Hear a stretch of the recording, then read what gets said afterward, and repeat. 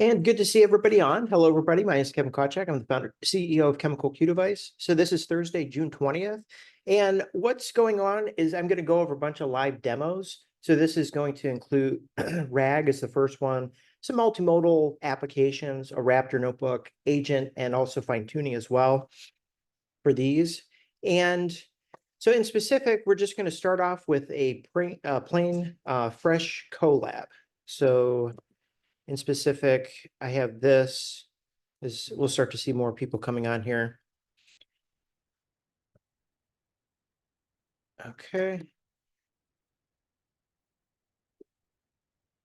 So the way the format is basically for those joining right now is it's the type of generative AI type followed by the model and then followed by the environment. So this is Python. This is up in the cloud, so meaning this GPU A100 that I'm going to connect to right now. The only one they have is a 40 gig. So basically, once this connects, I'll be able to show you. So connect. To change runtime type. Okay, so this A100, and we're going to save that. And then, so if you've run Colab before here, you'll see we need the 40 gigs right here to run this specific application. And we also get 84 gigs of system RAM and 200 gigs of like a hard disk drive, or it's a SSD, one of the two, I don't know. Okay, so we're going to hop into this one. And when I do this, I like to check. So we're going to hide the GenAI features for the coding part. And for editor, we have that turned off. So it doesn't get, the screen doesn't get too busy. So basically, this specific one is a retrieval augmented generation. And yeah, you can find it at this specific GitHub. Okay, so that should be showing up there. And what I like to do is go exit B, keep doing this back and forth. And we're going to need a bunch of cells there. Okay. So the next thing is basically this, is that we need a way to get the files. Okay. So this is all done on this specific one. This RAG workflow is done on the line online here. So I'm going to go from Google.Colab, and then we need import drive, and then drive.mount is going to be content drive. And then, so we're going to run that. So in Apple, it's Command C. And then, so you see this specific one, but you're not going to see the following boxes. I have to click through a bunch of these. There's 1, 2, and then here's my 3. Okay. So that's going to load that. And then while it does that, we also need to get Hugging Face. So Hugging Face is the platform to get most of the Gen AI models, everybody from Apple to NVIDIA, Llama, a lot of people are up on Hugging Face. So we go from Hugging Face, and then this is going to be hub. I need import notebook, and then this is going to be login in that specific case. And then we need to log in. So this is going to be notebook underscore login, and then we need parens there. Okay, so this previous cell, we didn't need to run the first one. It's just information to get these specific notebooks. Now to run this specific one, it's Command Enter. Now in this specific case, I need to get basically my password. So I do that by going to my desktop. You can't see this specific part. So I have this stored, and there's two different types. So basically there's read and there's write. And I just, for the sake of brevity, I'm just going to use my write for this specific case. And keep in mind, you won't be able to see it on this one, but you'll be able to see it in other ones. So I paste into here and then log in. And you want to make sure it says token is valid. Okay, so that part worked. And this next part is basically, we need to install. Okay, so in order to do all this cool stuff with RAG, it's associated with Llama. So this Llama index. So we're going to pip install. So we need pip install, and it's going to be Llama index is 1. And then it's actually, we need this 2 more times. So we need Llama index dash LLMs, large language models, and then Hugging Face. and it's actually, we don't need hub. And the next one is similar too. So we go to llama index, and then this is for the embeddings. So this is what makes retrieval augmented generation possible. And then we're going to go Hugging Face. Okay. So we have this, we're going to run it. And this part takes a little while. So while it's doing that, we're going to go ahead and keep coding. And I could see Colab will show me in the upper left-hand corner there when it's done. So basically, if you're doing anything with Hugging Face, it has to be from transformers, typically is their main library. And then you need auto tokenizer. Tokenizer turns words into tokens to be so that the large language model can use it. And then we need to import llama index from it's installing from above, and then from llama index dot core import. And these are the things that are specific to RAG2: vector store index, comma, simple directory reader. And then the other one is service context. So service context. Okay. So as you can see, our cell is still working. And even if I click, so I'm actually not done with the cell, so I don't want to click yet. And so this part is the tokenizer. So again, I hope this helps, because when people just say tokens and tokenizers, it's hard to make sense of it all. And we see that the imports or the installs are working well up above. So tokenizer is equal to auto tokenizer dot from underscore pre-trained. Okay. Now here's where you have to be a little bit careful. Okay, so basically, we need the tokenizer for MetaLlama 3. So I need to go into, and we'll still be able to see this. So if we type in, I need the Llama 3 8 billion instruct. So there's a little hint when you use Hugging Face, especially if you're on a little bit slower computer, this one's a lot faster, is don't hit enter right away. Just wait for this to populate and then click. Okay. Now, what I'm doing is basically, this is 8 billion parameters. You should be pretty familiar with this specific one. And, so basically, this is the one we want to use. Now, the size on it, you go to Files, and you can see it's 5, 10, 15, like about 16 gigs in size. All these other ones are kind of small.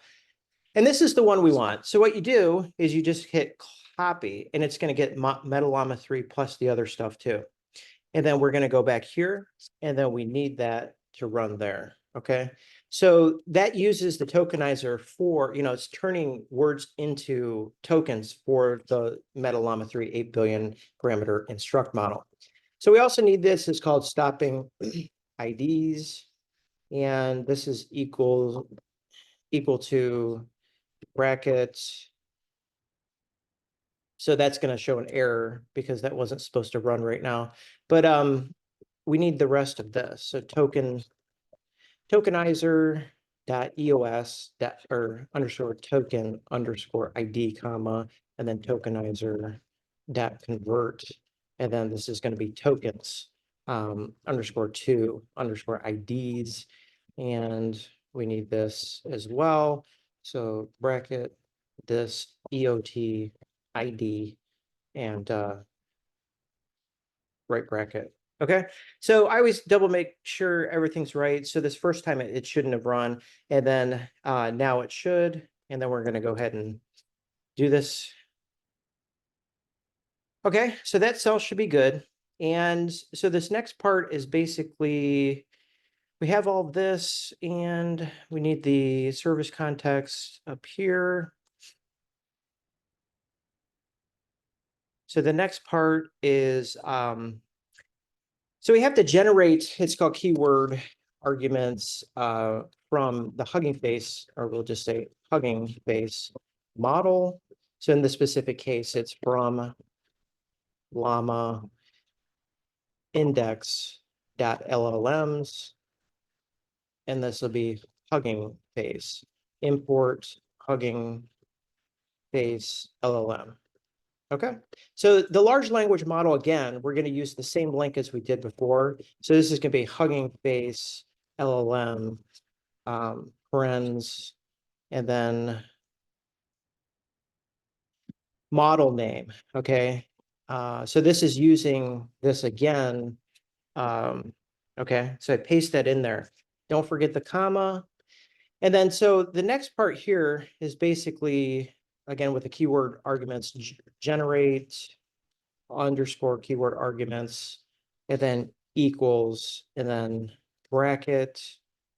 Now, this is the stuff that's more specific to large language models as far as adjustability. So this first one, we want to do a sample, but the next one's called temperature. And temperature equals 0.4, and then top P. Okay, so top P. And these allow you to, kind of adjust the temperature and the top P, the randomness, or basically for temperature, the lower the value is, the less random it is, and the more deterministic it is. So we go 0.7, comma. And then, so we have these all set up. And then, so the next one is going to be tokenizer underscore name equals, and this is the third time that we use the model. Okay, so stopping IDs is equal to stopping IDs, comma, and then we're going to run this one.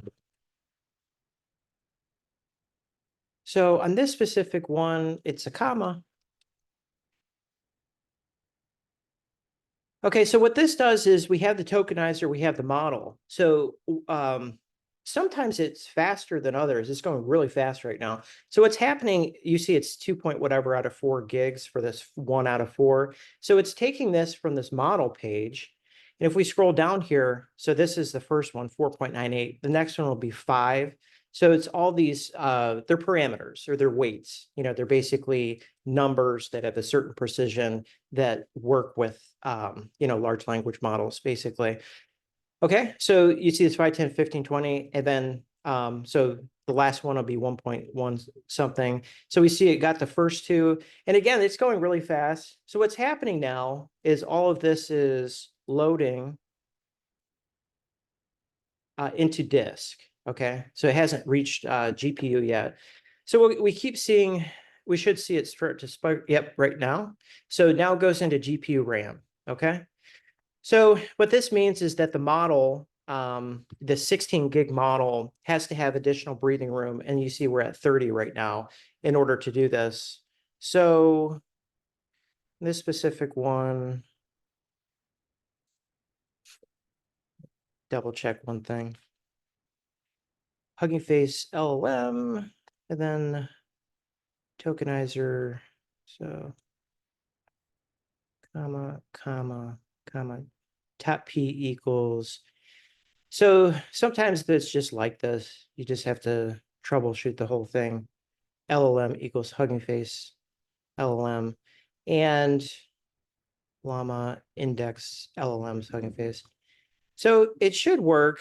Now from before, it partially basically uploaded a cell, and I think that's what was going on. So in this specific case, we're going to give it another go, but we keep all this original process or progress. So essentially, we'll see. We're going to rerun this. And again, so it's going to mount to the drive, and I hit connect, and then you can't see this, but this is going to be, I have to click 3 times. So there's 1, 2, 3. And what happens here is on the left side is you'll start to see my drive. Okay. And we're going to use drive in other models here too, as well. So you see mounted at drive, and when I refresh it, it'll say drive. So that's my files right there. Okay. So then everything else will run this. And then again, I need my Hugging Face specific. This one here. So we'll go token and login. Okay. And then we need to reinstall those. So while it's doing all this other stuff, this specific case, this hasn't happened before, but basically says special tokens have been added. Where it says comma, comma, comma, none is not allowed, stopping IDs. So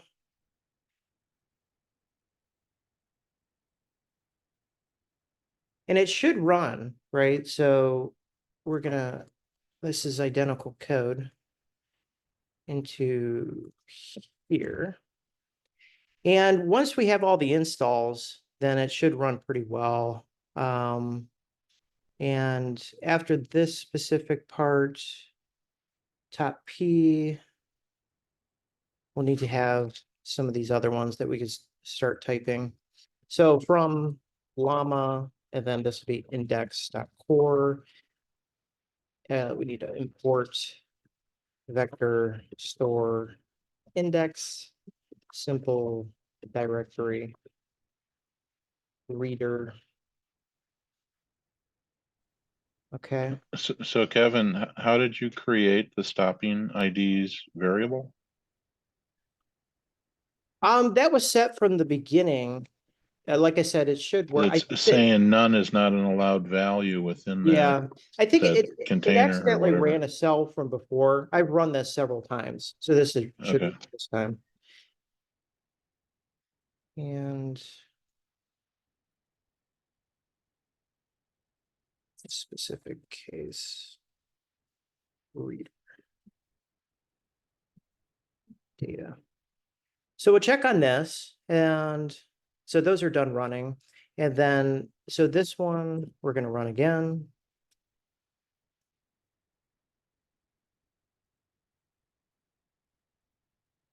So this is auto tokenizer, and that one shouldn't take too long. And that this is the one it's going to reload the model, and we'll be back to where we were. So it's going to take, it's going to basically do the same thing with the GPU. So that, but that's interesting because let's see, this one. There we go. Okay, so that's going to reload that, and then hopefully this should work this time, but we're going to keep coding here. So this next step is basically, this is the RAG portion of it, and it's going to get it from my content drive. So when you're using Google, I created it, or it's under my drive, and it's actually under my present GenAI. So all I have to do is click this triple dot and then copy path. And it's the same thing that was shown here. So then you just paste, whatever you want. So if you're using Google Drive, you have to use this specific format in between the quotes there. So that should work for loading data. And then after this is basically this one.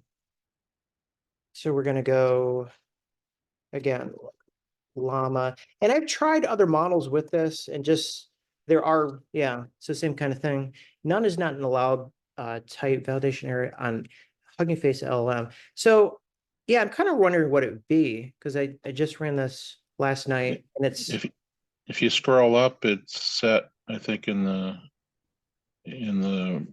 section above this, where the it's right there. Yeah. So something wrong with tokenizer, EOS token ID, or this function. okay. So from transformers here, okay. So EOS token, convert token IDs to tokens to IDs, stop IDs equals. And so on that line 11, token IDs, you've got a string in there. Is there, what is the syntax of that string? You see the bracket pipe EOT. Is it missing a pipe? So Oh, now the pipe's in there. run after.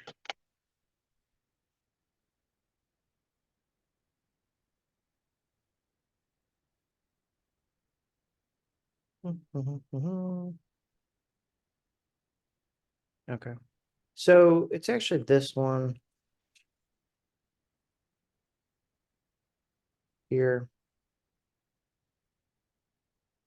EOT ID. But yeah, like I said, this worked the other day. I don't know if it had to do with the first time. It's the only thing else would be imports. So for this specific one, and we have other models here too, is basically I'm going to switch over the share, and actually I could just do this. So upload this specific one, and so we need RAG. So I showed you the GPU, I showed you Google Colab, and this is the one I worked on last night that I got to run. Now the next stuff that's ready, so that we kind of picked up here with the GenAI, this is my specific data set. Now the other stuff is this BAI, or you need this model in order to do RAG. So for instance, here to RAG, and it's this specific one. So it's smaller than a large language model. You see, it's only 33 million. It doesn't have as nearly as big a context window, meaning you can't put as much in. And then you see all this other stuff. So it's only about like 260 megabytes, but it's what's doing the RAG portion of this. And you could switch this from like small to medium to large. So it didn't actually take much time to upload that.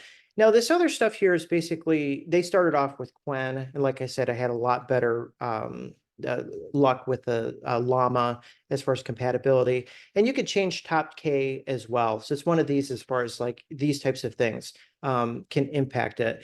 Now, what's shown here is basically, I'll have to get into Drive. And what's in Drive is basically these two files. So what it's doing is this drug discovery. It's just, if you create an account on Wikipedia, you can download PDFs, and it's very convenient. And so we have that. And the other one is basically this second one, and it's a paper. So for instance, this Zhang. And this is where I asked this question. So CRISPR Cas9. So this has to do with like biotech and stuff. So if I go back into present AI, I go to paste, and then for instance here, it starts talking about this, right? So the answer that was generated is basically this, and I could start to compare it. So it says, actually, this is from cross streaming. So the cross streaming question is actually in this other one. Drive here. So it's in Wikipedia. So if I ask it about cross screening, then it's actually pulling from, this specific document. So if it says cross screening, this is GenAI, again from last night, is a process in drug discovery where the hits against a chosen target are tested to see whether they will interfere with other related targets. And the other part that was important, and again, I'm scrolling at the top here, this is the GenAI answer. This is done to determine the selectivity of the compounds and to identify potential off-target toxicity. So we see this is Wikipedia. It says cross-screening is useful because the more unrelated targets a compound hits, the more likely the off-target toxicity will occur with that compound. So keep in mind when you do these, Llama 3 is very educated on biochemistry, medicine, like college courses in physics. So you can ask it a more specific question as well, regarded to, different aspects of biochemistry, and see how well it does. But basically, this is the essence of the first demo, is basically to go into Drive. So if I go back, and then it has its original context, right? So it's learned all this great stuff Llama 3 has, or Llama 3 8 billion 8 instruct. And now it's additionally looking at these other documents as well, right? So that's that for the first one. Now, what you want to do, so it's already disconnected on this specific case. So I'm going to switch over to some a little bit lighter stuff. So indeed, we're going to start with ChatGPT. Okay. Now, what I'm going to give ChatGPT is basically some questions here. And most of the time when you're using, or all the time when you're using large language models, it's text. Now, in this specific case, I'm going to give it an image. And I'm going to say, or I'll just show you what the image here. Upload from computer, and then the image is going to be this specific one. So what's shown on the screen is artificial intelligence in market size, 2022 through 2032. And then the key thing, USD billion, okay? Now, what's shown here, dollars are billion, so 454 billion, and then this would be, 2.5 or trillion or whatever, as is in 2032.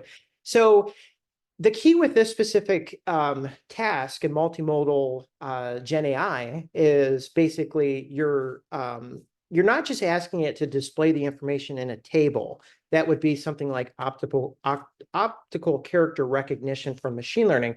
So I want to ask it a specific question that it can, basically stretch the Gen AI wings, right, and do things that would be close to impossible for a regular model. So I want to say calculate the CAGR, compound annual growth rate, over this time frame that's shown, or over this time frame in the diagram.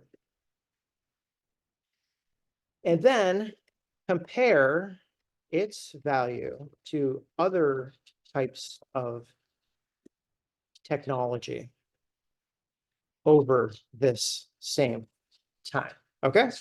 So the Gen AI is going to kick in with the billions in the upper right-hand corner. And again, calculating CAGR. And not only that, but it's going to use a web search to pull up other information that's not included in this. So such as the compound annual growth rates from other industries as well. So if I search for this, and we'll just see how fast it is it says analyzing here. So it has to take a look at this image. And again, I want it to have additional context with everything else going on in the web. So it says, and I get this answer all the time. It's approximately 18.95%. So we'll just say like 19. And it basically says, sometimes it'll actually tell you on this specific one, it'll tell you how it calculated it, which is nice too. And it compares it to cloud computing at 16, Internet of Things, which is 19% from approximately these timeframes, blockchain, which is 56%, 5G, 29%. So you can see it fares pretty well among these. And you could ask it additional analyses, and you can ask it like in specific, tell me how you got these references for that specific one. Now, the other one that's worth checking out is the Gemini. Now, Gemini, just like, so I pay about $20 a month per ChatGPT 4.0. You could switch down to the other ones, but you can't do multimodal like this. So this is ChatGPT 4.0. I would highly suggest getting it, especially if you're going to use it a lot. And the Gemini is a similar type of thing. You have to go into admin.google.com and then, approve it basically. So in this specific case, I'm going to give it the same image of this precedence, okay? And I'm going to say the same question, calculate this CAGR. Now, keep in mind, OpenAI has gone through some phases of kind of getting less verbose. And I would say right now in the present form of Gemini, it's a little bit more verbose, right? Because sometimes people just don't want answers that are, extremely long. So right now, Gemini doing a great job.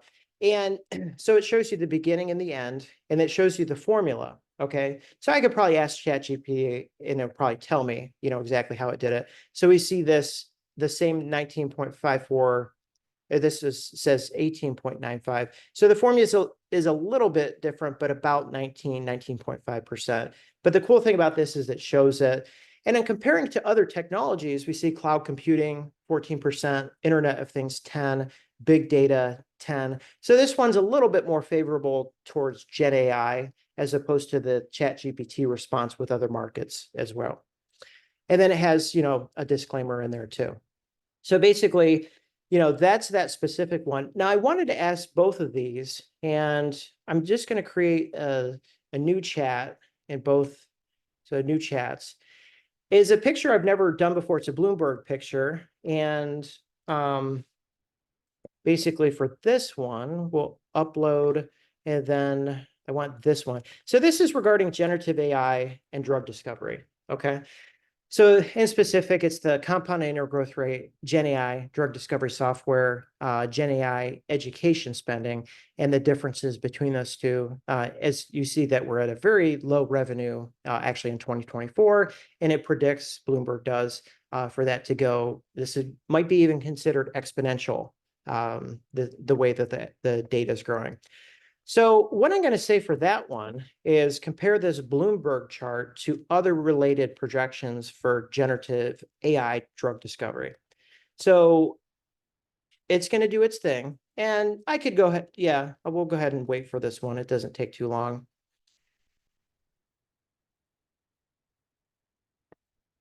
So it says 113% between 2022 and 2032. And it looks like that's probably correct, right? So again, I've never used this image before, and I just wanted something that was kind of like, to prove kind of the spontaneity of it. And it goes into compared to other ones as well, but you see the numbers are, quite big. So again, it's looking at drug discovery software, 113%, versus education spending, which is 53%. Now we're going to do the same thing over here. And again, this is called multimodal generative AI inferencing right now. And we're going to give it the same image. And then we're going to ask it the same question. Or it's a prompt, more like. So we see this, and while it does its thing, we can kind of see the speed, maybe a little bit faster for Gemini right here. And here we go, 113% and 113%. So I think, and not running this one before because I wanted the spontaneity, is that you see that it's at a level, I believe, and especially it's going to get rolled out into iPhones and Android devices, especially this fall, is that it's reached the level of being reliable technology. We're able to, address certain cases if it's, the answer is not right and those types of things. Okay, so those are those two. So that was just, so we've done RAG, and these are multimodal examples. Now, if you want additional multimodal notebooks, definitely head over to Gemini on GitHub. Actually, just search for generative AI notebooks and on GitHub, and go there because those are Apache 2. It's not under the same software license as using it like I just used for ChatGPT, or I use for Gemini here. Okay, so we've done multimodal. Now the next one is RAPTOR. So the first thing to do is just, we'll open this one. So now this one's different than the first one because we use the GPU, and I've run that one, several times. And in this specific case, the only thing is we're just going to load this one. So I'm commenting out, and actually this specific device is appropriate because it's the response is actually the prompt is going up to ChatGPT, this 4.0 model. And we actually don't need an NVIDIA GPU, which kind of surprised me in a lot of these. But if you search for GPU or NVIDIA or CUDA, none of that is here because the GPT 4.0, which is different than ChatGPT 4.0, by the way, is up in the cloud, and it's taking care of that. Now, the high RAM CPU will churn through the document faster. It's twice as much RAM, but that's the main thing, is the speed. And I actually tried to use these types of notebooks with the best, like an L4 GPU, and they didn't run any faster. Okay, so that's the key, is you have to really study the code. And so I'm gonna head, actually, RAPTOR, this image was a little bit harder. So RAPTOR LangChain, and it's actually right here. This will show you what's going on.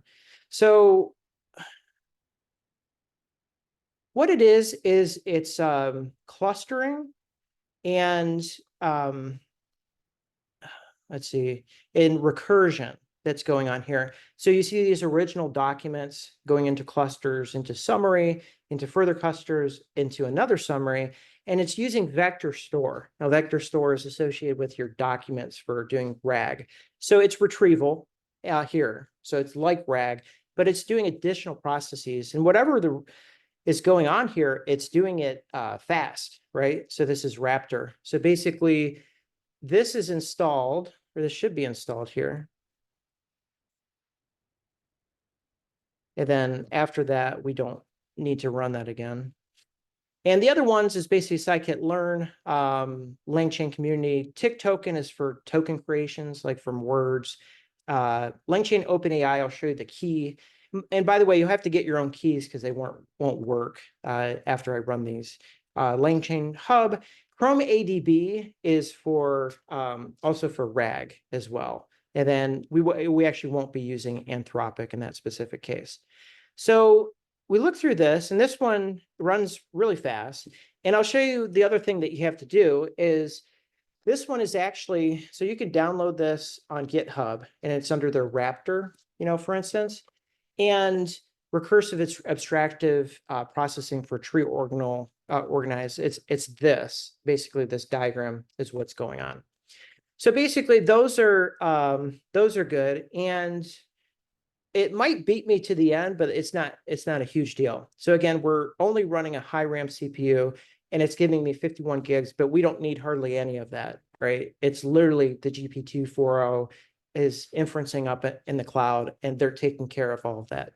And I don't get to use this nice laptop either. So we're going to hit run all. So again, this mouse. Okay. So I'll show you Langsmith as far as this key will get us into Langsmith, and it's really cool. And it's going to fall under the name RAPTOR because I gave it the name RAPTOR.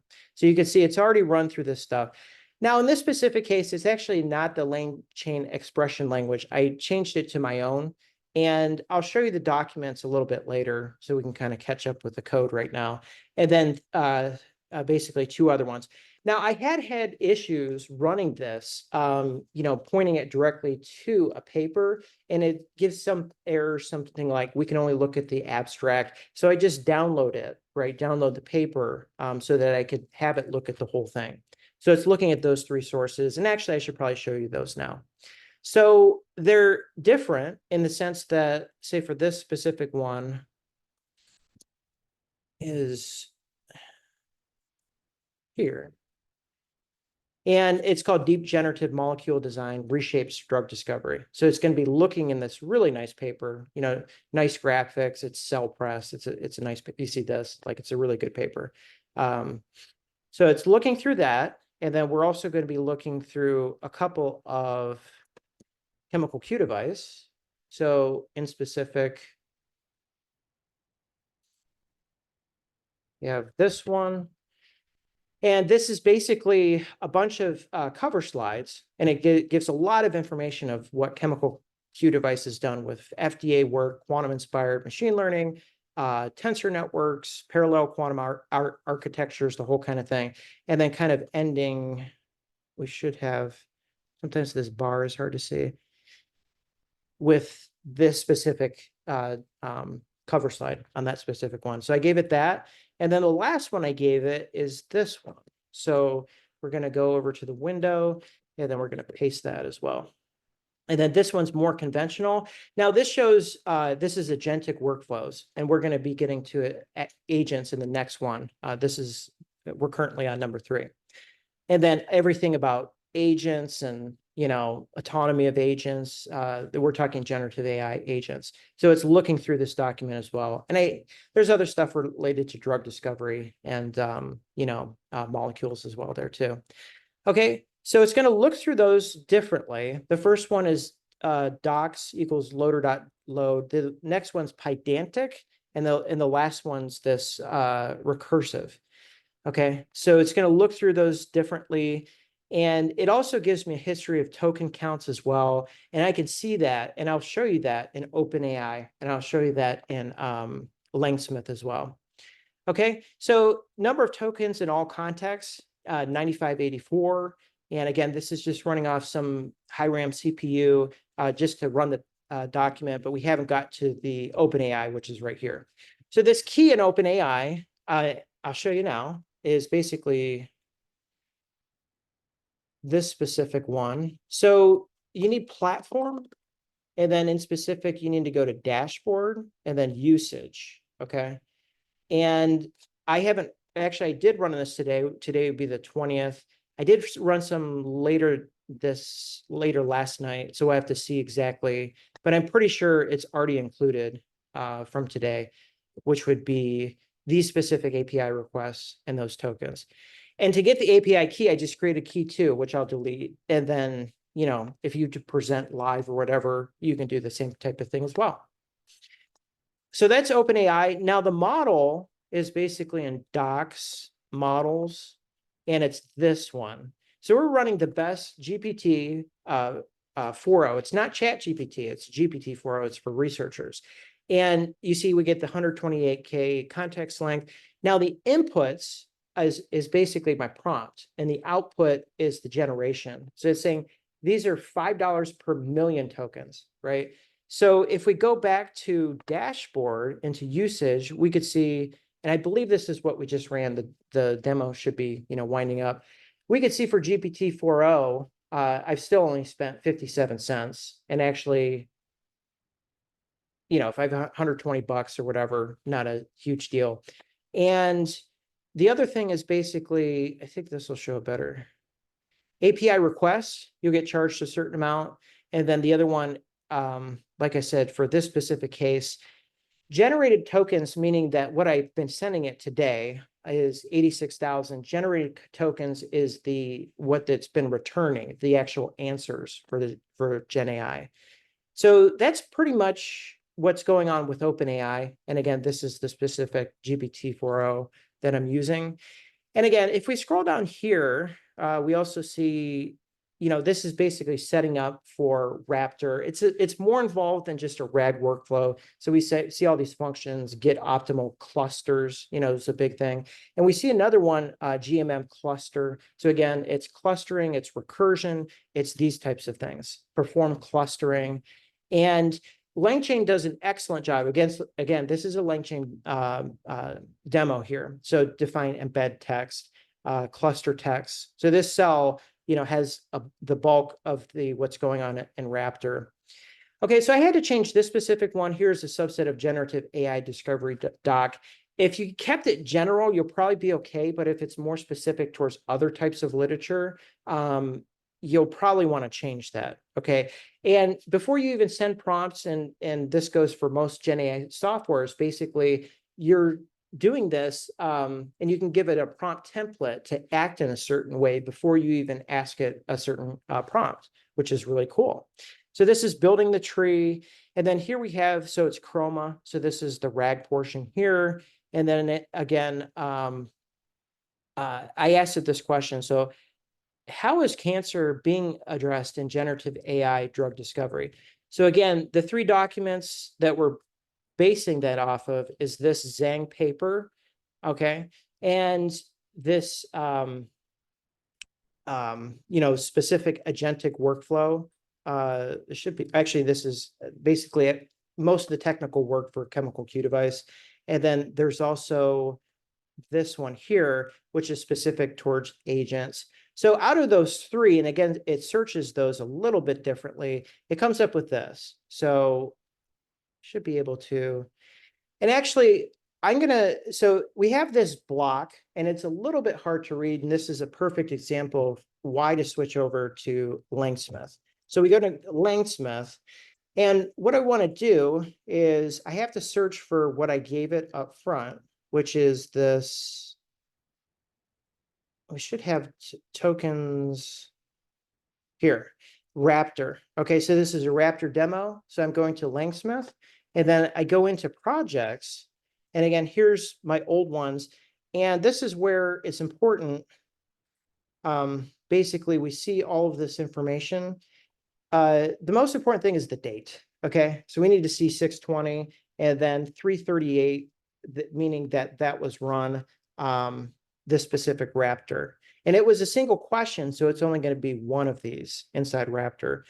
And the other ones is basically this. So I stand corrected. There's actually 2. So here's the one where it says the input was Zhang. Okay, so this is basically it gives you all of this information. I think some of it you can access through terminal, but maybe not conveniently. So basically, if I scroll down here, on this specific one, this is, it says it's Zhang, and it also includes a bunch of my stuff. Now, the reason why you want to use Langsmith is because you have to see of all this information that it's sifting through. And eventually we get to, these are all the newsletters on my site that weren't even specific to the document, right? So there's further ways of fine tuning this and even, maybe changing the website. But you see a lot of this information appears to be from Chemical Q Device. Okay. And if you go to www.chemicalqdevice on this specific one, you'll see the more recent stuff is the C++, the more recent running the software on Apple on device. Okay. So it looked through probably more than it should have. And that could be an issue too with time. See, we're like 13 seconds for this specific task. Now, it does give you this information, and sometimes you can get another prompt out of it. So generative AI and drug discovery, for instance, there. So, basically you want to see what the GenAI software is doing. Now for this, so if I click on this specific one, so remember I told you the prompt template, that this is the prompt template here. Okay. So again, Langsmith is this awesome platform, people can use. And then the output, right? So, generations and stuff like that too. So in summary, the documentation provides a thorough overview of the integration of generative AI and quantum machine learning in drug discovery and medical imaging. So I would still say it looks like it's pulling more from the other two documents than it was in specific. And here's the actual output that we see in the notebook. Okay, so if we go down to the bottom, we see this. So generative AI is being used. And you see it's this approach, it's kind of cutting off the text and it's easier to read here. Plus you get to see all the steps that it took as well. So that's that. And then you can see, what I like to see is when it says, here's the input and then all the other stuff. So it gives you a lot of information as far as to see how much time it's spending on all of these different tasks. And it's very well incorporated with OpenAI, definitely OpenAI. Right.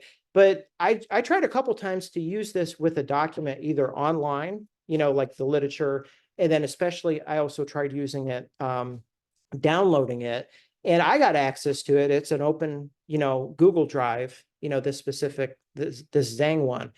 But it didn't seem like it's pulling too much from that.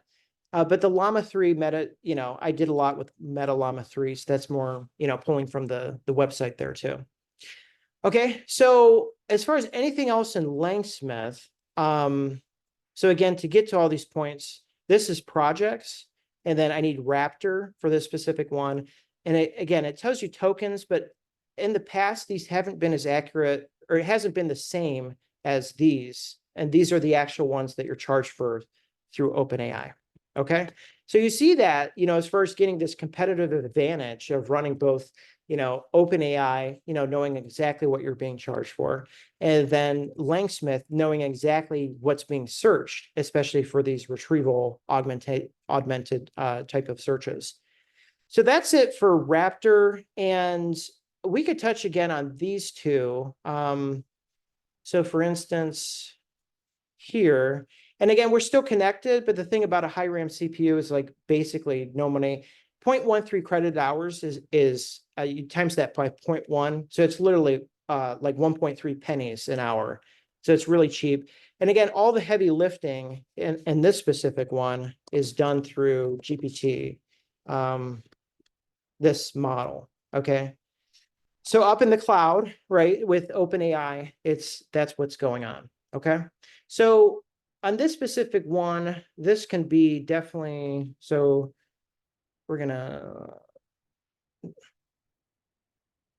and then, so I have two more here, and basically this one. So we're gonna do the agent now, which is perhaps the most fun. And it's the one that's still kind of in development, pretty much across the board. So we're gonna cancel. Now this specific, we're gonna just do this. And I'll show you another thing about Colab is when you're running these. is you always want to make sure managed sessions is under control. If you keep opening up these extra notebooks, they basically only give you one device. Like if you try to run 5 at the same time, you're still working on a single GPU or whatever, but you're getting charged 5 times. So keep in mind that, to always terminate those. So remember I disconnected from the previous one. So on this one, we're going to go to agent. And then for agent here,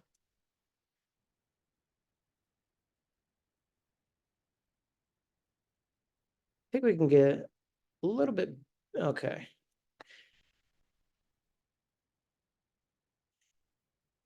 So what's going on here is it's just easier to pull this one up over here.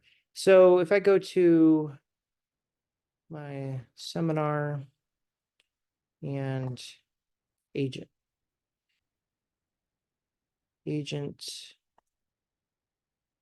image 8, okay. So I'll show you what's going on with this specific notebook. So this is going to be this, okay?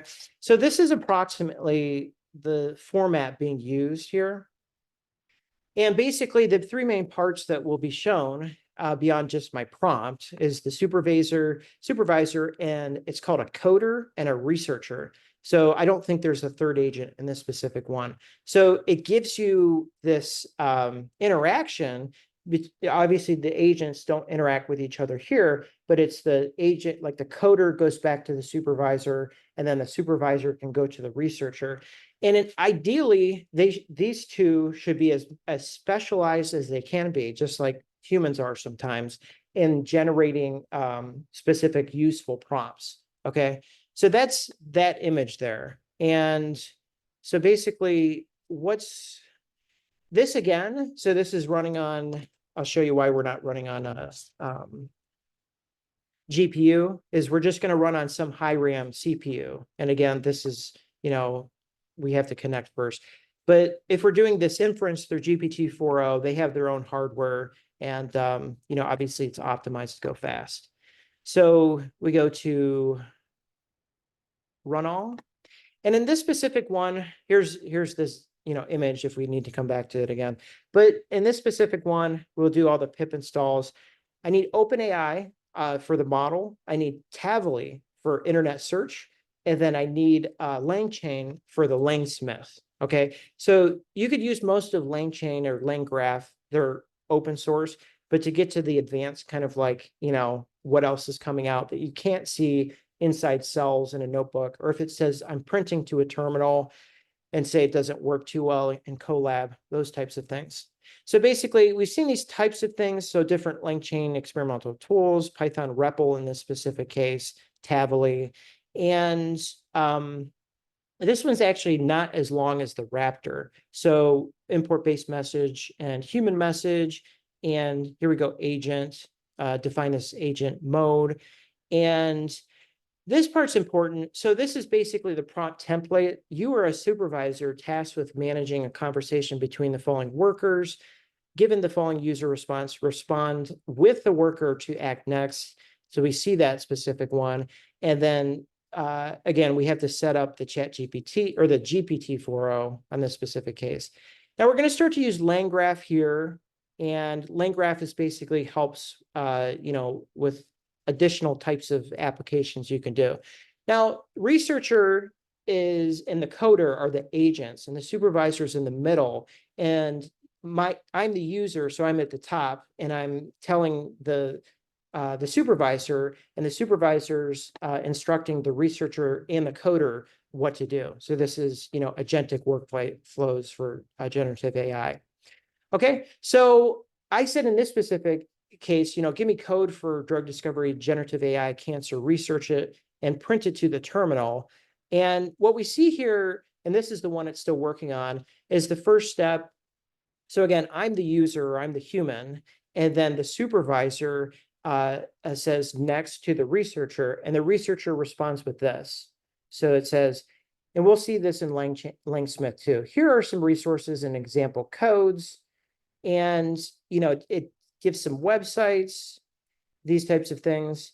And when I ran this last night, you know, we do see some code coming out of researcher, and I could show you that clearer in the next thing. And for coder, it says, it starts giving these values for loss and stuff like that. So where agents are right now is Andrew Ng. He's with deeplearning.ai. He says they're still developing. He talks about them every chance that he can. The deeplearning.ai, it's called the batch newsletter, features that. So the generator loss, and sometimes it'll say, I'm printing the code, this PyTorch code, which would be machine learning, into the terminal. Now, the second question I gave it, write a research report on this website. So Chemical Q Device, which at this point is a pretty big website for research. And for the researcher, you basically want to see that it's doing something different than the coder. And, so they do give different responses. And so anyways, this is kind of like one of those, foundational models that they have. Now, if I switch over to Lang Smith, and now you see this updated. So basically, it updated agent supervisor, because here I'm updating agent supervisor here, okay? And I go back here and I click on this, and I should get at least two for today. So you see some were run around midnight, and then two at 3:53 and 3:55. Those are ours. This is that specific notebook that was run. So I'm going to run on the first one. So this one says, this is the code portion. Please give me code. And then in specific, here are some resource. Oh, this block is just researcher. Okay. So the researcher, this is all of it, kind of easier to read, and you can kind of move through this pass. And actually the researcher does give some torch code in this specific one, Python import torch. And all of this is getting better, and you can have agents basically also being code generators, which is more like what the code one is supposed to do.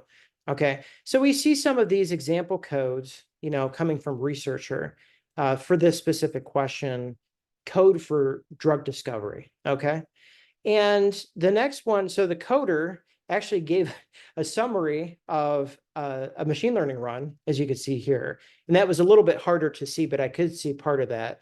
And it says this output indicates that the GAN model is learning effectively. Okay, so before diffusion got big, it was all GAN, or generative AI, artificial intelligence.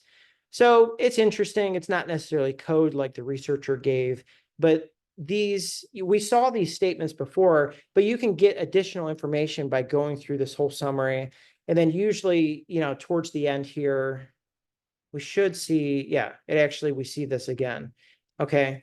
Now, the second part is write a research report on this website, chemicalqdevice.com. And we see for the researcher, and it seems to be pretty logistical, GenAI output here. And we see again with the coder, also,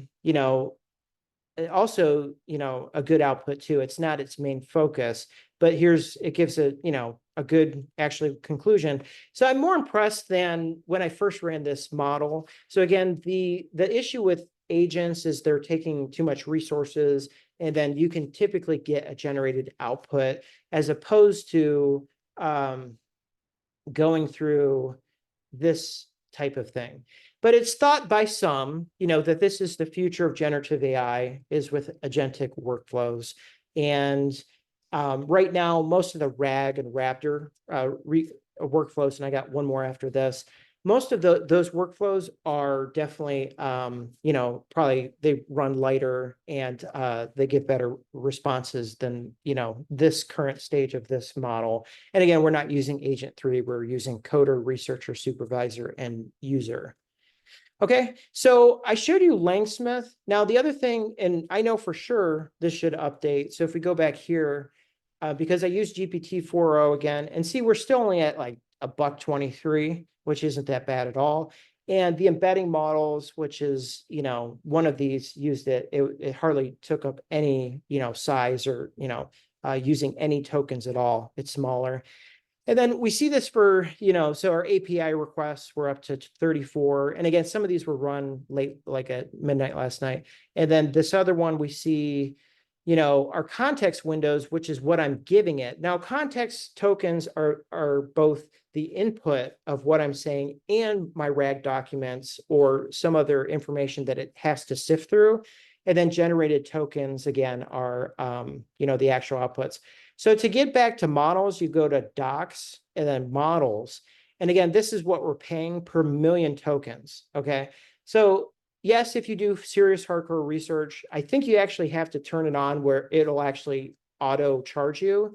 But for the most cases, if you go back to dashboard and then usage, I set a limit and it can't go over that until I do it again, okay?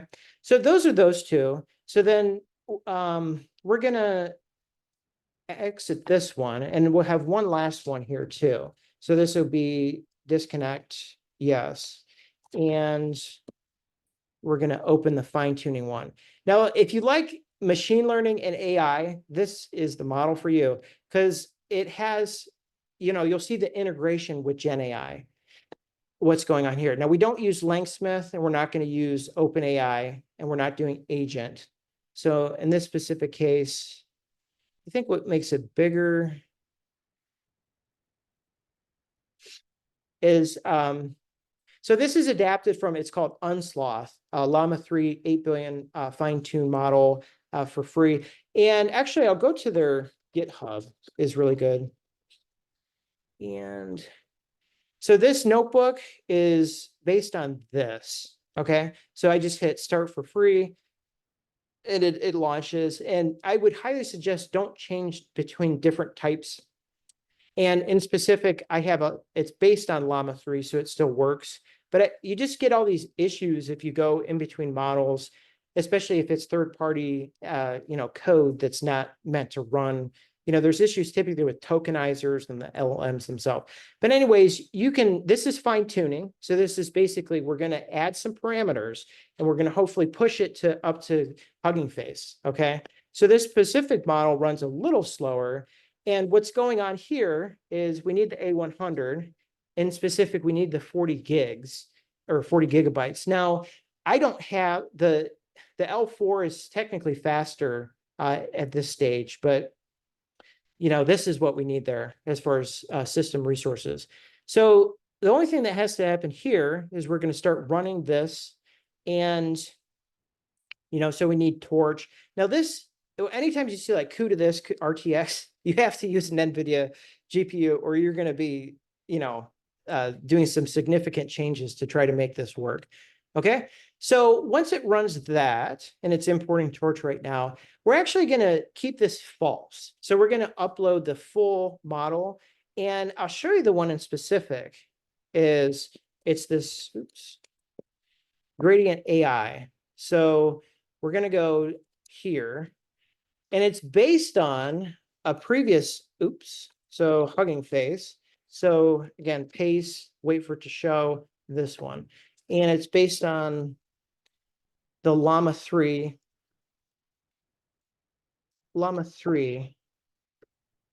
and this one, okay?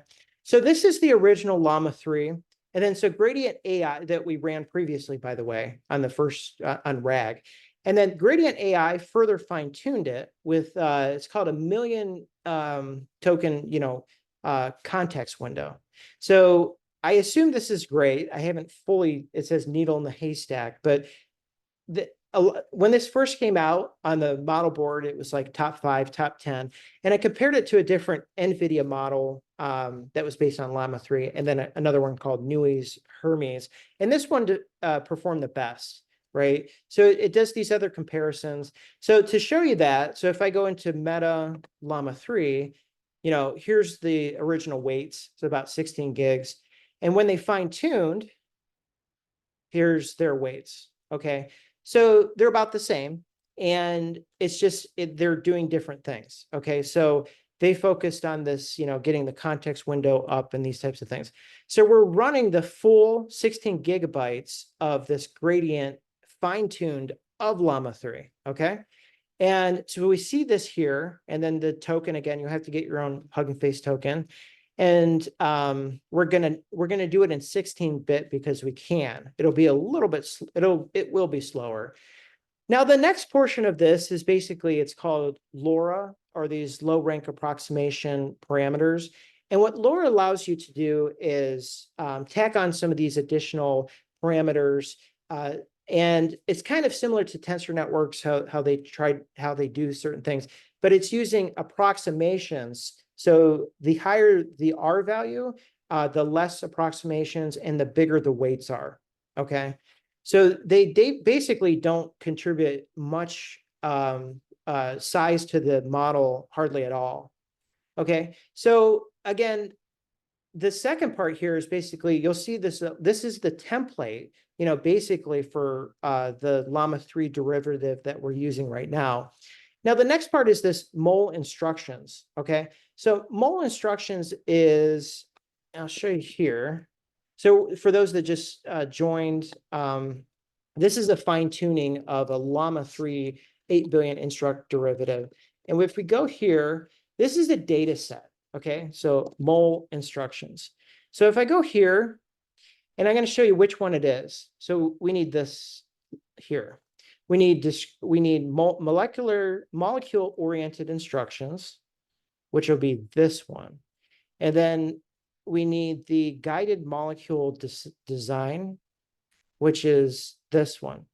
So what the extra parameters does here is, if it sees anything that looks like describe a biochemistry molecule, or DNA or RNA or whatever, or adenine or guanine, it should return a response that looks like this. Now, this is not native, I don't believe, to the original Llama 3 model or the gradient AI derivative of it, okay? So it's asking me to confirm this. And so this is basically, we're going to get the molecular instructions, which takes just a little bit of time here. But again, the answers or the prompts that I have later, I'll give it some general prompts, like what is the best university in San Francisco? What's the most popular bridge in San Francisco? And then I'll get more specific to biochemistry, generative drug discovery, generative AI type questions, and we'll see how it performs. Okay.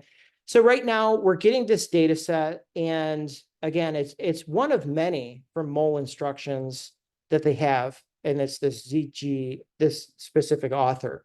Okay, so to keep it simple, we're trying to, when we have biochemical type of data sets, we're trying to output a specific one like that. Okay, or questions related to structures and chemistry and biochemistry. Okay, so right now it's getting all of the data set. And then the next one after that is going to be training. And that's where a lot of this, make it bigger here. So we're going to be using SFTT from TRL, this GenAI kind of import, and then transformers.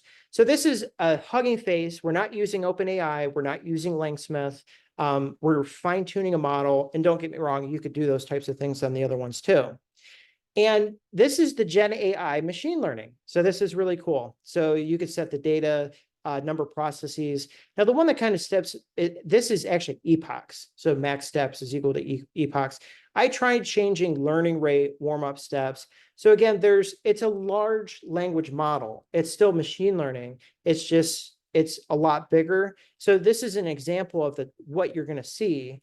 And since we're using A100, we can run it. It's called BF16, which is faster if we use a lower grade NVIDIA. So you can see what has happened so far is that in GPU RAM, we're up to 40 gigs. And, this is all time. So you could see, it took some disks to get there. But basically, that's why we need the 40 gigabytes it's a 16 gigabyte model. And then due to all the other stuff, we need approximately double the RAM for fine tuning, to do these types of things. So right now, and it's going through these max processes right now, and we should start to train. Okay. So when you see this hugging face or this unsloth, hanging from its branch there, we're going to start to see these steps or these epochs. So the first one, the loss is high, 2.095. Now, my understanding for generative AI models, because there's just more going on, is that that's just the tendency, is that it's going to be higher loss. But you'll see we're going to go up to 60 here because I set it to 60 right here. And we'll see how much it goes down from the 2.1. And 60 by no means is a max. Actually, I think for this one, it might be 500. So from 2.1, down to 0.7. So it's working, right? So something is working. And I'll show you the answers later, or basically the responses, and kind of give additional insight of, how this retraining the model went. So basically, we need to change some of the parameters associated with the original model. And this is the original model, which is based on Llama 3, which is this one. Okay. So we're already at 40. And at this point, 0.5, and I think we end at something like 0.6, something like that. And just to double check the RAM, we see that, 32.2, and it shouldn't go up any more than that for this specific one. Right. So, just be aware of that. It's not always, and it seems like, I don't know exactly what it is, but you need approximately at least double GPU RAM, or if you run these locally or whatever. So we wind it up at 0.69, which is better than the 2.1 for sure. Now this is going to say some GPU stats. It took 1.7 minutes to train, which isn't bad. And here's the first question. So what's going on here is basically I have the original Meta Llama 3, and then in addition to that, now the gradient AI model is doing some extra things. And again, I got some good responses. Now here's the original one, but I reformatted it with Text Streamer, and we see this output. So continue Fibonacci sequence. So it's basically the sum of the two before. So 8 plus 5 is 13. 13 plus 8 is 21. So it looks like it kept the original context from this original model, which is good. Now, the next one, what is a famous bridge in San Francisco Bay Area? The Golden Gate Bridge is a famous bridge. It usually reports that. Okay. So again, these are all live. These are generative, so answers can, change a little bit. What is a famous university? And it says Stanford. Okay. So last night it was actually UC Berkeley. It does change, from time to time, and it gives you some of the information of the background of, these types of things. And Stanford is known for this type of stuff. Okay. So this specific one, so keep in mind Llama 3 and, especially this gradient AI, keeping a lot of the original parameters, most of them, is still going to keep the context that it learned on biochemistry. And so what are the DNA bases? We got ATCG, adenine, thymine, cytosine, and guanine, right? So it answered this correctly. So meaning that you have to test it to make sure that it's still a working proper model. Now, when it came down to, so what are the all the types of bonds found in DNA for this specific one? A lot of these, we see some kind of repetition on this specific one. Phosphodiester, definitely. Hydrogen bond, covalent bond. And unfortunately, on this specific training, that some of these are repetitious. So what are the reaction names? So here's what's interesting is this is what's supposed to happen for, very specific structure. So the original one says create a molecule with the structure of this. And this is basically 1 nitrogen and then 2, 3, 4, 5, 6 carbons with a ring and a branch. So on this specific one, I think that it got confused a little bit. So we're looking at the context parameters from the original Meta Llama 3, and then, with gradient AI's model as well. And the reaction names is probably more of a question for original context as opposed to structures. So it gave a verbose structures, this is incorrect. Now, the next one is basically what is the structure of adenine? So adenine, is supposed to be C5, H5, I think, N5, adenine, C5H5, N5. So unfortunately, on this specific one, it's picking up, parts of this description guided molecule design, but unfortunately, it didn't, input it directly. And I can get the training set of this, and this has so many entries, and it's kind of big for this specific one, which is what I'm using. And it's just like, copy, paste, and that's like the training set. So, so the C5H5N5, we don't see there, unfortunately. Now, the next ones is basically this, is you can further inference using this cell. And it basically asks the question, what is the famous tall tower in Paris? And it says the Eiffel Tower, okay, which is correct. And the next one is basically, we don't need to use this for LoRa. I've never used that.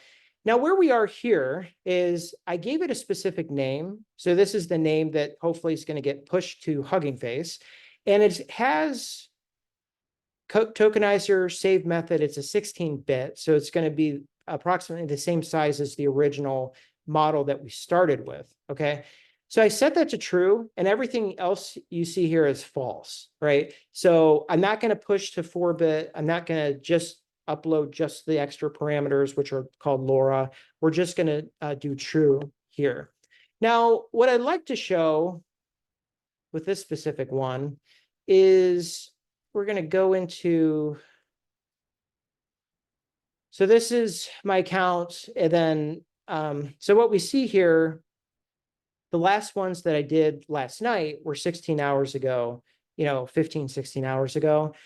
And what we have to keep an eye on here is the progress.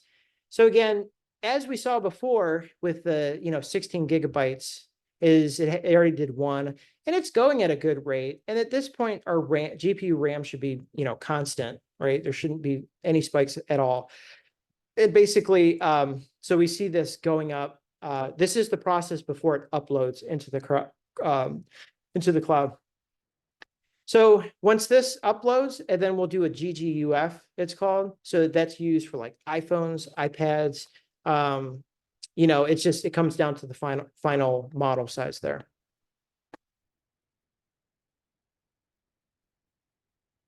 So that's going to be working there. And, other things is definitely, check out the Hugging Face. So most people, I think, when they go into Hugging Face, you're like, oh, wow, this is so much stuff. The first thing is just go to models and see what the top ones are. Okay. So currently, Stability AI, the Stable Diffusion, has, it saw its spike there. Hopefully it's not done, but it's basically for image generation. Now, this next one, this is the #2 model on Hugging Face right now.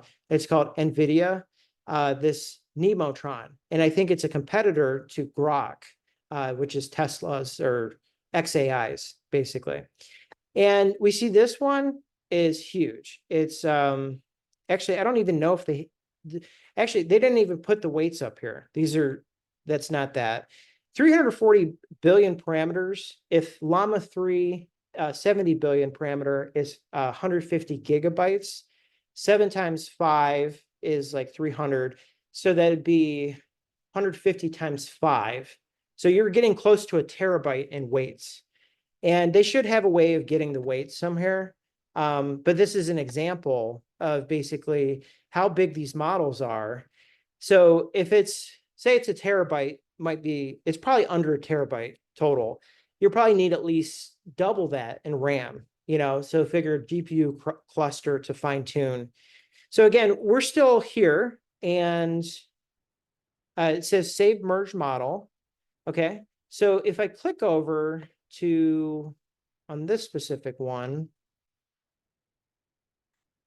so if I got a Hugging Face and I go here, Kevin Kawchak, and I go to here.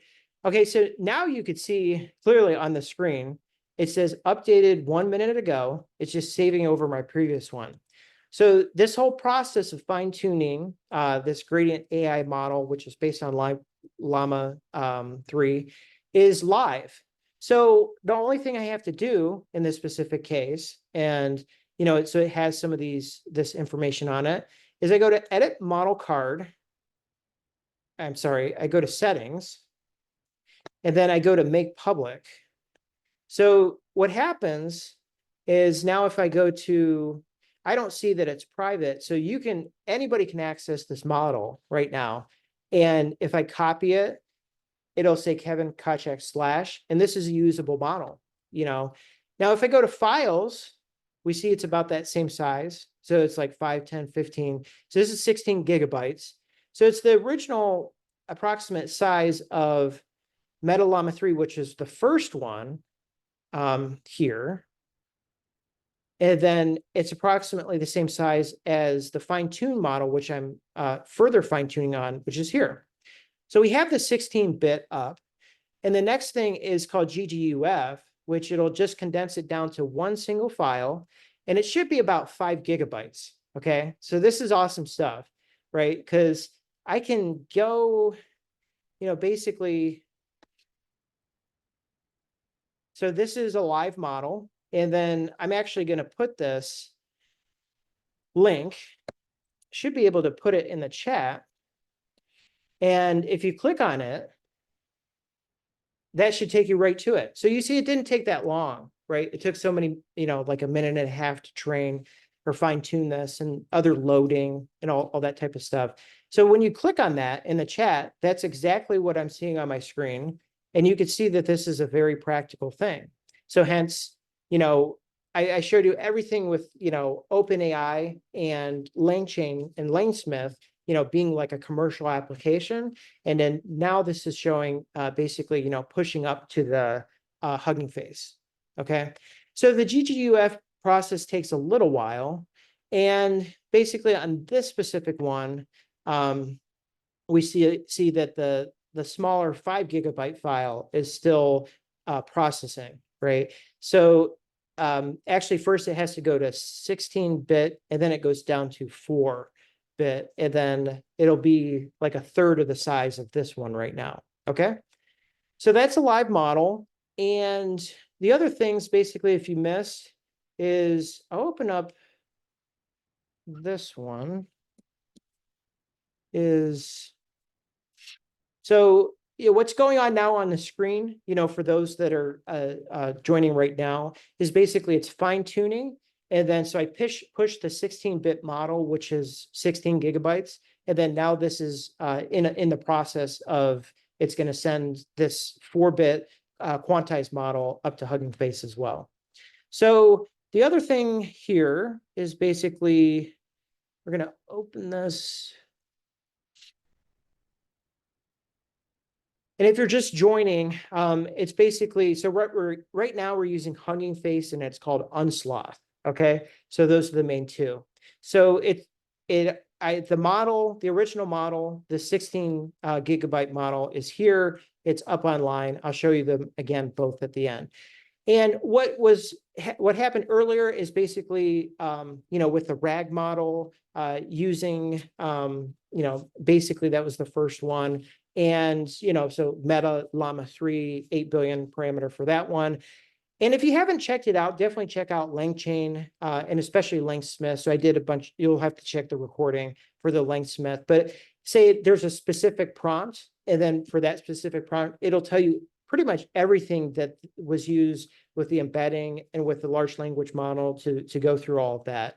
And so OpenAI is basically GPT 4.0, which is the most recent OpenAI model, was used twice. And then I can actually go through and after this one happens, it has to go to 16 gigabyte. It has to go to 16-bit and then 4-bit as well. So I'll show you the OpenAI stuff again. So again, when you're in OpenAI here, you go to models first. And again, the new one is mostly what I've been running. I haven't used it a ton because I do other stuff too. You're paying $5 per million input tokens and 15 per output million tokens. And again, the input tokens both includes your prompt and then the context of RAG and whatever you're pointing it to sift through. Okay. Now, the other part is called dashboard. And then so dashboard, I can go to usage. And then this, because I ran over after midnight last night, it was like 12 something. It has a culmination of everything. So the model right now, I'm actually not using it, but this basically day, I've only spent 75 cents, right? And it can add up, if you're not careful or if you don't know enough what you're doing, right? But you should be able to, when you go in here, your OpenAI, is just set it so it doesn't keep charging you. I think that's the default, actually. I think you have to click on. So basically, we see today, which is June 20th, and then we see how much, because I ran in an embedding model, was less than a penny, and then the GPT-4o was the bulk of the cost, okay? So the other stuff here is you want to look at API requests, which you also get charged for, and then input output tokens. So in this specific one, you see context tokens, which again is your input prompt plus any of your RAG documents or RAPTOR, whatever you're trying to do, look at in specific. That was 105,000. And then again, generated tokens, 14,000. So again, think in terms of millions, because 100,000, it's 10% of, this value. So if I go back to models, so for output, if I'm at 10%, that's $1.50. And you saw that that was approximate charge, maybe a little bit less than that. Okay. But again, these are for million tokens. Now I'm going to switch over. So what happened here, if you're just joining, is basically the original model was based on, this is some huge model.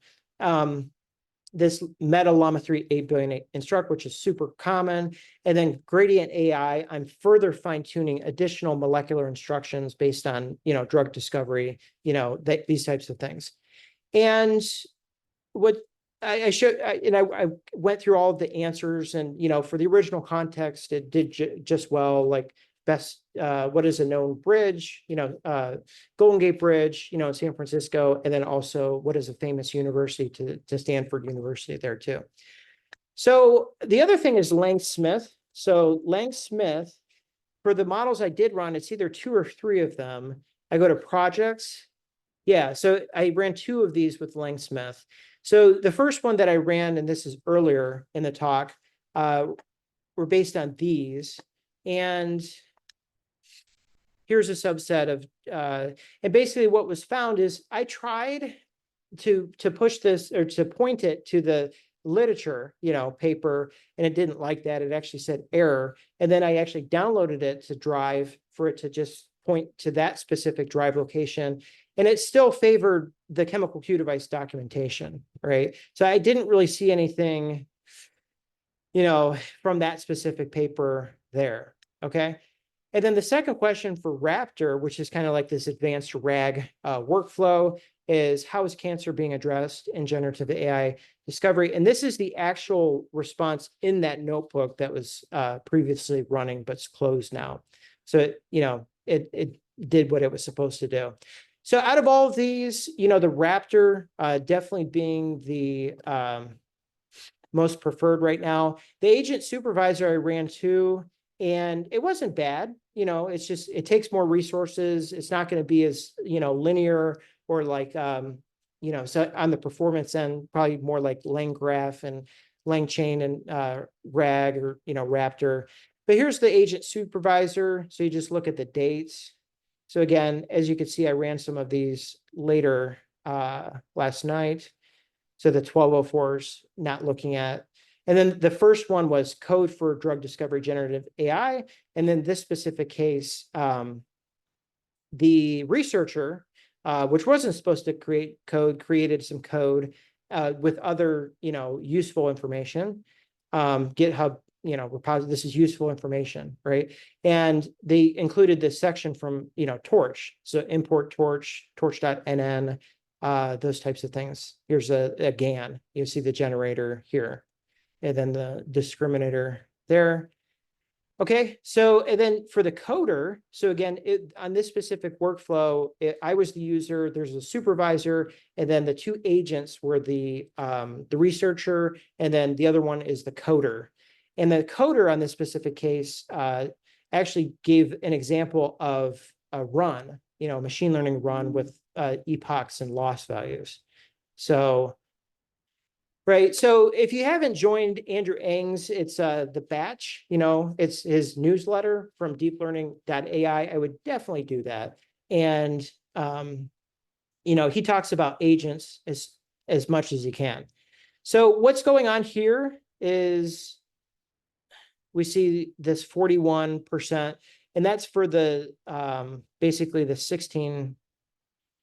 16-bit, right? So this file is about the same size as it's just in one file as opposed to like four, like the weights or the parameters aren't spread out. And then after this, it should go into the smaller ones. And again, if you were joining late, so basically here's my GitHub, and the original 16-bit model is live. I put a link in the chat, and all of this was done during this discussion.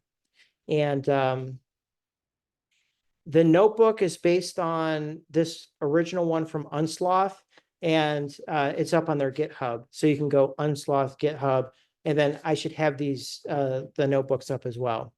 So right now, waiting for, and feel free if you have any questions or comments, definitely put them into the chat.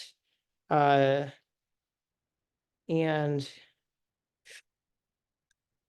that's where it's at right now. So this is halfway through the 16-bit, and I didn't have this pushed. I could have. Sometimes it affects the overall RAM. See, we're at 32 max. That might have been like 34 there. So anyways, you have to be aware because it'll just stop and it'll say error. So in this specific one, and I'll show you, is what's going on here. And you'll see the token at the end. It's this Q4KM, which is super common. And I'll have a 5 gigabyte representation. It's compressed of the fine-tuned model that was created during this discussion. Okay. So this is what I named it, and it won't show until it's uploaded. So the only one that's uploaded right now is the 16-bit, and the 16-bit, for those that were joining later, is this one I set to true. And then this specific one is based on the gradient AIs, and then further fine-tuned using the molecular instructions data set. So yeah, so here's the token. Again, so when you get the notebooks and stuff, you'll have to get your own tokens. It's not that big of a deal to get new tokens. It shouldn't be. I think the only one, Tavily, you can only get one and at a time, basically. The others, Hugging Face, you should be able to generate new ones. Lang Smith, new ones as well. OpenAI, you should be able to get multiple. So this should probably be close to 60%. It's just hard to find. So 70. Okay. And the next one goes a lot faster. So we'll give it this whole time. But, feel free to ask any questions. If you have any questions regarding, generative AI, using this software. And again, I would say this is kind of immediate to advanced right now as far as what was covered. And, it's just, there's a lot of different aspects. And I would want to say if you work for a big company, you might just not get to focus on some of these other ones. And right now, as far as who's leading in notebooks, definitely probably LangChain. You can get LangChain notebooks. It's called the cookbook on GitHub, LangChain cookbook. You probably just Google those two words, it'll pop up fine. Also, LangGraph, which is used for the agent in the specific one. I think it's LangGraph, and I want to say examples. And I haven't got to play around with it too much. The multimodal ones that I showed with, the Gemini versus GPT-4o with uploading like a specific, compounding or growth rate kind of figure. I haven't, Gemini, on GitHub has Apache 2 notebooks that are multimodal that you can play with as well. And that was the only thing I kind of didn't get to just because, I really wanted to, show you some of these interfaces as well. So, yeah, so if you missed it before, it's basically if you go to ChatGPT and then, here's one of the images that I put up, and I asked it, compare this Bloomberg chart to other related projections. And it says the compound annual growth rate, 113% right there, which is obviously the actually the range of those 10 years.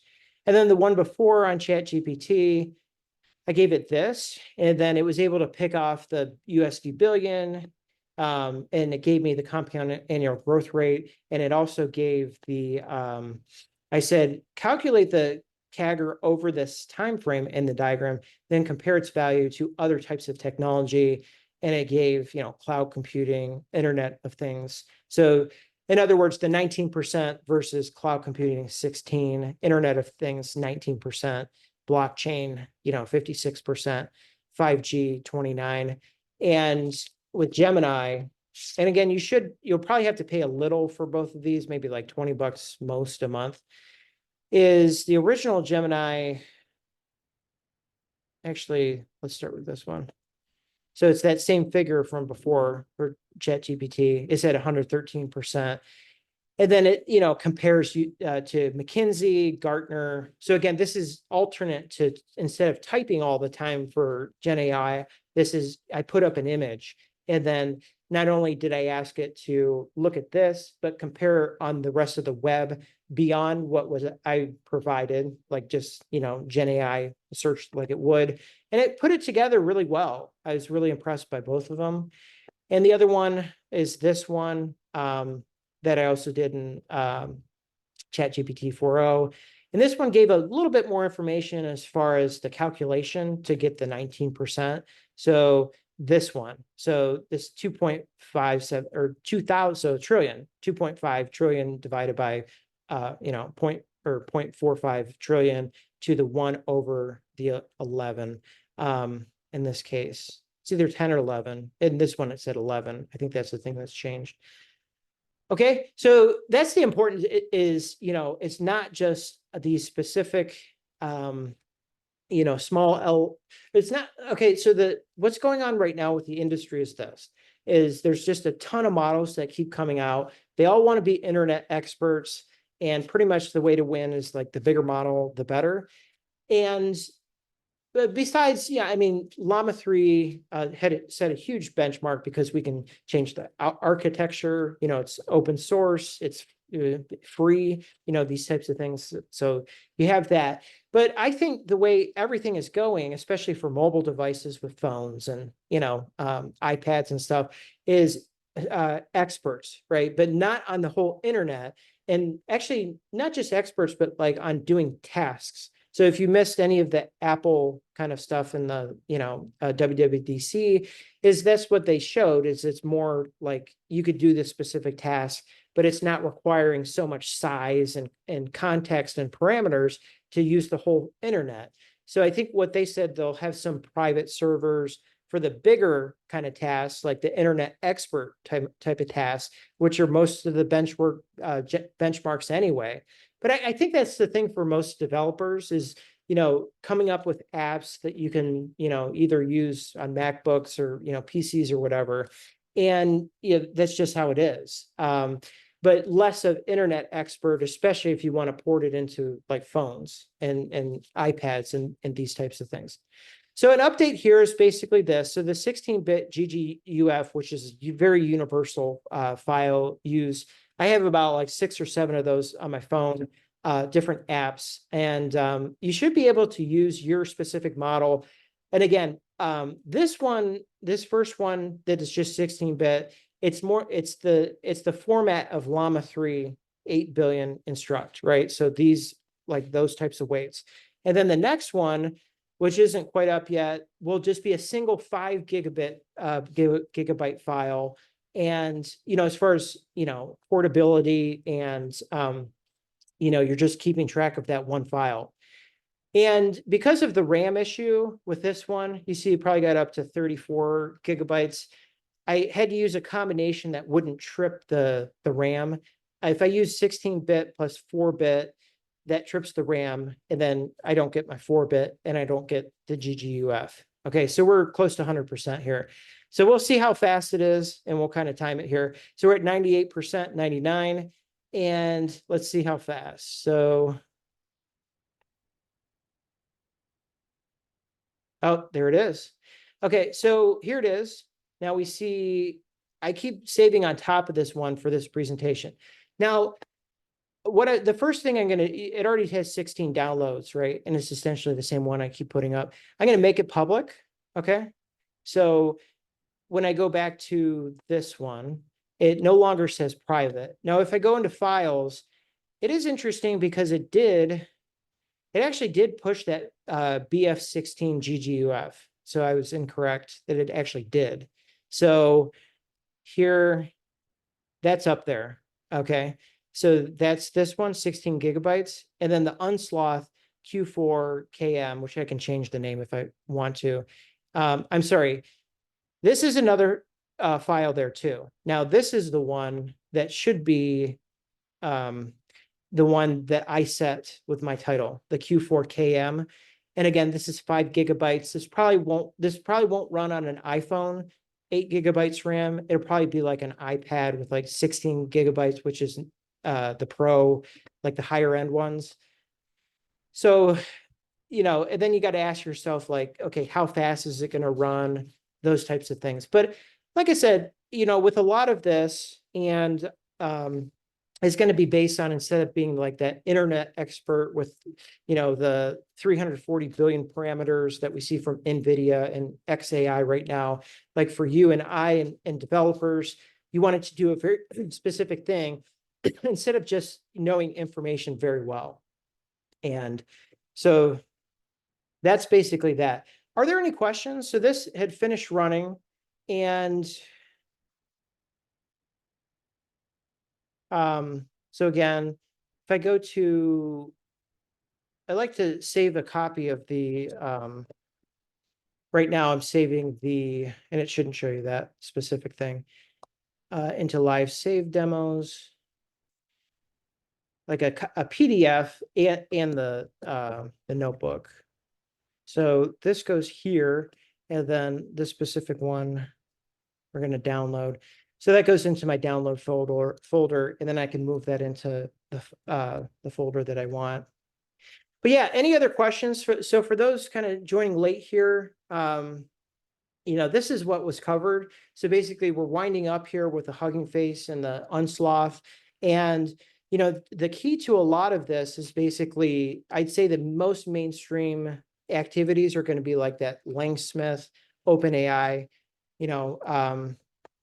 again, with if you're using GPT-4o, you don't need a GPU. Just use like a high RAM CPU for the speed, and just don't waste your GPU hours if you don't need them. And check your RAM when you're running, to double make sure, you're doing what you think you're doing.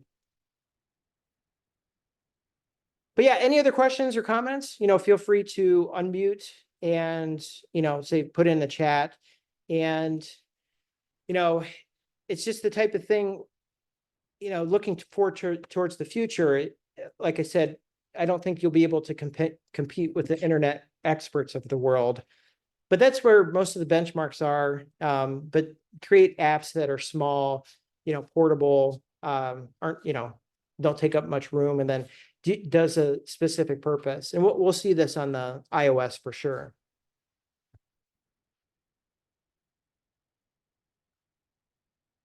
But yeah, any other kind of last questions or comments? Hi, So, yeah, go ahead. yeah, I saw you fine-tuning a large language model on Colab, right? Yeah. So what kind of inputs you use for training the model? Are you trying to fine-tune the model to focus on drug industry, or? Because I'm I'll not show you sure. the data. You joined a Yeah. little bit late, so I'll show you the data set. So it's this one in specific. So I get it from this. So that's on Hugging Face. And then it's this molecule-oriented instructions. And then in specific, it's more for structures. So it's under their description guided molecule design. Oh, got it. So I'm not sure what does the onslaught mean. Are these also the large language model? I missed the second part. You're not sure about what? The name of the model called Onslaught, right? Okay, so the model that was trained off of is this, it's this specific one. So it's this is basically gets a million token context. And then this is based off of, Llama 3, 8 billion instruct. Oh, so because I currently working on the quantum industry, I try to use large language models to generate some codes, and then especially for ChatGPT 4, it seems generate some fake code. So I'm not sure these large language model are trained based on the latest data. So are you familiar with those code generation model? Because normally I just use ChatGPT to generate code, but it does not perform well. For code generation, so obviously the agent one that I went over, it was decent, but I think you usually they need to be like agentic workflows. Like it's kind of, it's acting on its own. And then, yeah, I don't think they're 100% yet. But it's always the case. You always want to use the most recent model that came out, because right now it's GPT 4.0. And then before that, it was Llama 3. And, Gemini is somewhere in the middle of all that too. But as far as code responses, if you're just trying to generate code, I'd say maybe something more like CodeStroll. I hear a lot. I think that's Mistral in specific. I think that's the one that came out the most recent. So you might want to check that out. Yeah, thank you, appreciate. Yeah. All right. Awesome. Well, this has been this one here. Okay. I appreciate everybody coming on. And this has been Thursday, June 20th, 2024 for live coding with GenAI models. So we got through the RAG, the multimodal RAPTOR agent, and then this last fine tuning is pushed to the web. So definitely check that out if you're tuning online. Have a good rest of the night and have a productive rest of the week. Take care, everybody.